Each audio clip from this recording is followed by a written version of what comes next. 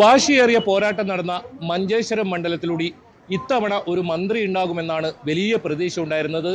ഏറ്റവും ഒടുവിലായി AK മഷ്റഫിൻ്റെ പേരുകൾ ഉയർന്നു വന്നെങ്കിലും അത് വെട്ടുന്ന സാഹചര്യമാണ് ഉണ്ടായത്. എന്തായാലും കാസർഗോഡ് ജില്ലയെ സംബന്ധിച്ചിടത്തോളം ഇത്തവണയും സ്വന്തമായി ഒരു മന്ത്രിയില്ല എന്നത് തന്നെയാണ് ഏറ്റവും നിരാശാജനകം. എന്തായാലും ഒരുപാട് പ്രശ്നങ്ങൾ കാസർഗോഡ് ജില്ലയെ സംബന്ധിച്ചിടത്തോളം ഉണ്ട്. പ്രധാനമായും ആരോഗ്യ മേഖലയിലാണ്. ആരോഗ്യ മേഖലയിൽ വലിയ തോതിലുള്ള അവഗണന നേരിടുന്ന ഒരു ജില്ലയാണ്, അതിർത്തി ജില്ലയാണ്. സ്വന്തമായൊരു മന്ത്രി ഉണ്ടെങ്കിൽ പല പ്രശ്നങ്ങളും നേരിട്ട് ഇടപെടൽ നടത്താൻ കഴിയുമെന്ന ഒരു വലിയ തോതിലുള്ള ഒരു പ്രതീക്ഷയുണ്ട്. പക്ഷേ അത്തരം പ്രതീക്ഷകൾക്കെല്ലാം മങ്ങലേൽക്കുന്നത് തന്നെയാണ് VD സതീശൻ സർക്കാരിൻ്റെ പുതിയ മന്ത്രിസഭ. 2 പതിറ്റാണ്ടുകൾക്ക് മുൻപാണ് കാസർഗോഡ് ജില്ലയിൽ ഏറ്റവും ഒടുവിലായി UDF മന്ത്രിസഭയിൽ ഒരു മന്ത്രി ഉണ്ടാകുന്നത്. 2001 ചെർക്കളം അബ്ദുള്ള മഞ്ചേശ്വരം മണ്ഡലത്തിലൂടെ കാസർഗോഡ് ജില്ലയുടെ മന്ത്രിയായി. പിന്നീട് UDF അധികാരത്തിൽ വന്നതിന് ശേഷം ഒന്നും ഒരു മന്ത്രി ഉണ്ടായിരുന്നില്ല. അതുപോലെ തന്നെ പിണറായി വിജയൻ സർക്കാരിൻ്റെ ഒന്നാം പിണറായി വിജയൻ സർക്കാരിൻ്റെ കാലത്താണ് ചന്ദ്രശേഖരൻ കാസർഗോഡ് ജില്ലയെ പ്രതിനിധീകരിച്ചത്. 2ാം പിണറായി വിജയൻ സർക്കാരിൽ ഒരു മന്ത്രി ഇല്ലാത്ത സാഹചര്യം തന്നെയായിരുന്നു കാസർഗോഡ് ജില്ലയിൽ ഉണ്ടായത്. അത് ഏറ്റവും കൂടുതൽ ബാധിക്കുന്നത് എൻഡോസൾഫാൻ ദുരിതബാധിതരെയാണ്. കാരണം അവരുടെ പല പ്രശ്നങ്ങളും, അതായത് വാഗ്ദാനങ്ങളും ഇപ്പോഴും നടപ്പിലാക്കാതെ പോകുന്നു. പ്രത്യേകിച്ച് എൻഡോസൾഫാൻ സെൽ യോഗം ചേർന്നിട്ട് 3 വർഷമായിരിക്കുന്നു. സാധാരണ മന്ത്രിമാർ, അതായത് ജില്ലയുടെ മന്ത്രിമാരാണ് ഇതിൻ്റെ ചെയർമാൻമാരാകുക. മന്ത്രിമാരില്ലാത്തതിൽ ഏറ്റവും ബുദ്ധിമുട്ട് അനുഭവിക്കുക എൻഡോസൾഫാൻ ദുരിതബാധിതർ തന്നെയാണ്. നമ്മോടൊപ്പം എൻഡോസൾഫാൻ പീഡിത ജനകീയ മുന്നണി നേതാവ് അമ്പലത്തറ കുഞ്ഞികൃഷ്ണൻ തന്നെ ചേരുന്നു.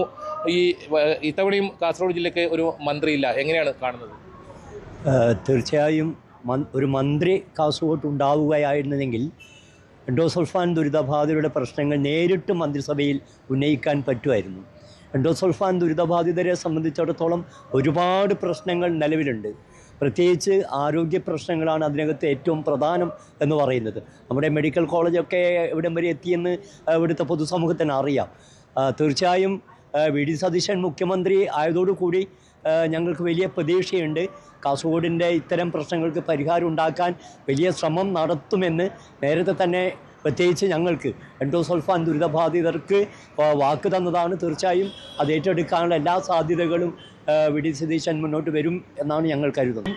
എന്തായാലും ഈ VD സതീശൻ മന്ത്രിസഭ അത് എൻഡോസൾഫാൻ ദുരിതബാധിതരെ സംബന്ധിച്ചിടത്തോളം വലിയ ഇടപെടൽ നടത്തിയതാണ്. അദ്ദേഹം അവരുടെ സമരത്തിനൊക്കെ ഐക്യദാർഢ്യം പ്രഖ്യാപിച്ച് നേരത്തെയൊക്കെ രംഗത്ത് വരുന്ന സാഹചര്യം ഉണ്ടായിരുന്നു. അത് അമ്പലത്തറ കുഞ്ഞികൃഷ്ണൻ സൂചിപ്പിച്ചതുപോലെ തന്നെ വലിയ പ്രതീക്ഷ ആ കാര്യത്തിലുണ്ട്.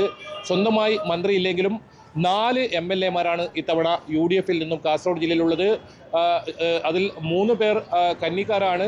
AK മഷ്റഫ് മാത്രമാണ് നേരത്തെ മഞ്ചേശ്വരം മണ്ഡലത്തിൽ നിന്നും പ്രദാനം ചെയ്തത്. മറ്റ് 3 പേരും ഉദുമയിലും അതുപോലെ തന്നെ തൃക്കരിപ്പൂരിലും കാസർഗോട്ടും 3 പുതുതായി കന്നിക്കാരാണ് ഈ MLA-മാരായിട്ടുള്ളത്. എന്നാലും അവരുടെ സേവനം പരമാവധി പ്രയോജനപ്പെടുത്തി കാസർഗോഡ് ജില്ലയുടെ പല പ്രശ്നങ്ങളും, പ്രത്യേകിച്ച് നേരത്തെ സൂചിപ്പിച്ചതുപോലെ തന്നെ ആരോഗ്യ മേഖലയിലെ പ്രശ്നങ്ങൾ ഉൾപ്പെടെ പരിഹാരം കണ്ടെത്താൻ കഴിയുമെന്ന ഒരു പ്രതീക്ഷ തന്നെയാണ് ഇപ്പോൾ പങ്കുവെക്കുന്നത്. KB Baiju, News 18 Kasaragod.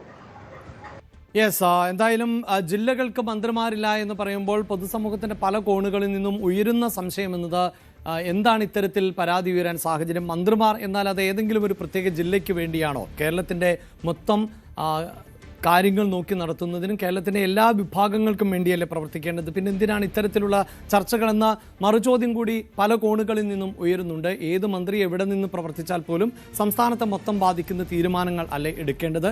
എല്ലാവർക്കും തുല്യമായ പരിഗണനയല്ലേ ലഭിക്കേണ്ടത് എന്ന ചോദ്യങ്ങൾ പലരും ചോദിക്കുന്നുമുണ്ട്.